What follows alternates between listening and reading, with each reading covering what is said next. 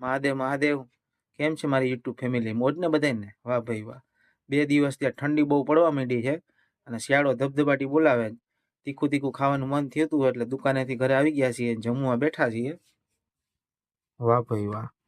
તીખી ધમધમતી ભેળ છે, પાણીપુરી છે, ઠંડી ઠંડી છાશ છે, તીખી ચટણી છે, મીઠી ચટણી છે, અડદનો પાપડ છે અને ચોખાની મમરી છે અને ભેળનો જોરદારનો વ્યૂ આવે છે ભાઈ.